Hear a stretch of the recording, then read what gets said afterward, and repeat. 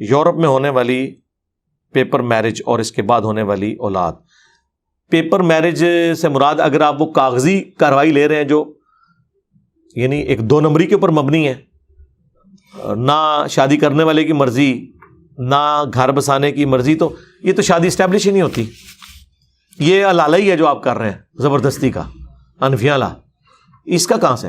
البتہ بعض لوگوں نے پھر وہ شادیاں نبھائی بھی ہیں. اگر آپ وہ پوچھ رہے ہیں تو اہل کتاب کی عورتوں سے مسلمان نکاح کر سکتے ہیں. سورۃ المائدہ میں اللہ تعالیٰ نے اہل کتاب کا ذبیحہ جو اللہ کے نام کا ہو اسے بھی حلال قرار دیا ہے، اور اہل کتاب کی عورتوں کے ساتھ بھی نکاح حلال قرار دیا ہے. ہاں، مسلمان بچی اہل کتاب مرد سے نہیں بیائی جا سکتی، البتہ مسلمان جو مرد ہے وہ اہل کتاب کی بچی کے ساتھ شادی کر سکتا ہے. اور اس میں یہ بھی شرط نہیں ہے کہ وہ حضرت عیسیٰ علیہ السلام کو اللہ کا بیٹا نہ مانتی ہو، نہیں مشرک ہو، لیکن وہ اہل کتاب مشرک ہے. اس میں صرف تفرد عبداللہ ابن عمر کا ملتا ہے صحیح بخاری میں کہ وہ کہتے تھے میں تو اس سے بڑا کوئی شرک نہیں سمجھتا، اور قرآن میں سورۃ البقرہ میں اللہ نے واضح کہا کہ مشرک کے ساتھ نکاح نہیں ہوتا، لہٰذا اس سے بڑا کوئی شرک نہیں کہ کوئی عیسیٰ ابن مریم کو اللہ کا بیٹا کہتا ہے. عبداللہ بن عمر عیسائی عورت کے ساتھ نکاح کو بھی جائز نہیں سمجھتے تھے، لیکن یہ ان کا تفرد ہے. باقی سارے صحابہ، بلکہ صحابہ کا اجماع ابن کثیر نے نقل کیا اور ابن عمر کی اس بات کو ریجیکٹ کیا کہ یہ ان کا ذاتی خیال تھا. اللہ کو نہیں پتا تھا کہ وہ شرک کر رہے ہیں، تو اللہ نے تو کوئی فرق نہیں کیا قرآن میں. اللہ کے نے نبی اسلام کے زمانے میں وہی اہل کتاب مشرک ہی تھے. خود اللہ تعالیٰ ان کے شرک کو بیان کر رہا ہے. لقد کفر الذین قالوا ان اللہ هو المسیح ابن مریم لقد کفر الذین قالوا ان اللہ ثالث ثلاثہ.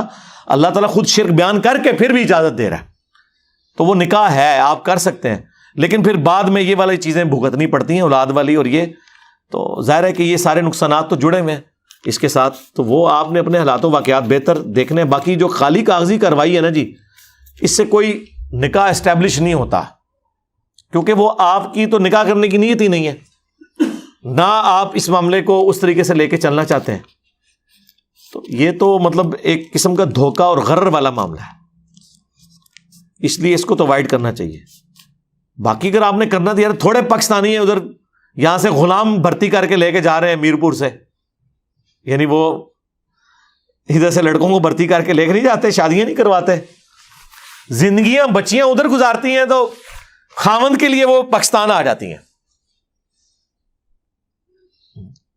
چلے ان کی بھی روزی روٹی لگ جاتی ہے، یہ بھی خوش ہو کے چلے جاتے ہیں، اور جب ان کو پکے کاغذ مل جاتے ہیں تو یہ بھی پھر باغی ہو جاتے ہیں. اتنا عرصہ یہ غلام